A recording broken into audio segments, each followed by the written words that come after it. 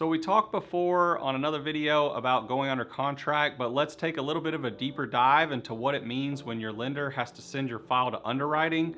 Let's go over what that means, what to expect. So let's get into it right now. So when you go under contract on a home, one of the first things the lender will need to do is get all of your documents and order an appraisal to be performed on the home you want to buy, and then we'll have to send all this information to his or her underwriter. So the first thing you're going to want to do is notify the lender of any big changes during this time.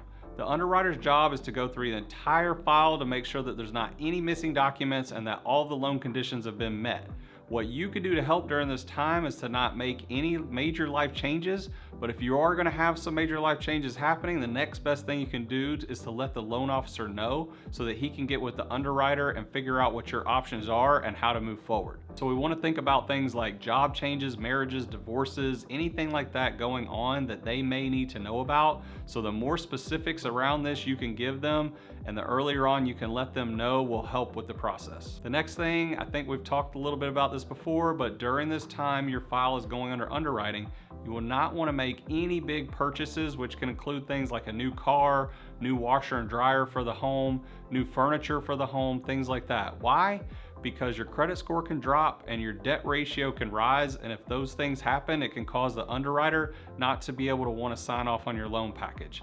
It's best to wait all the way until you've closed on the home before you make any major purchases like this. But everything is under a microscope during the underwriting process, and you would not want to miss out on your dream home over some new furniture. You really just want to avoid any major life changes like a marriage in the middle of the loan process, and you want to avoid any major financial changes during the process as well. So no job changes, even if it's a position change within your own company that can have a pay change or no pay change, it still could affect it. So anything like that, you want to let the lender know if something like that is going to have to happen, but you want to avoid doing it if at all possible during the loan process. You really just want to avoid any major life changes like a marriage in the middle of the loan process, and you want to avoid any major financial changes during the process as well. So no job changes, even if it's a position change within your own company that could have a pay difference, and no new cars, boats, RVs, furniture, you name it, don't buy it until after the closing.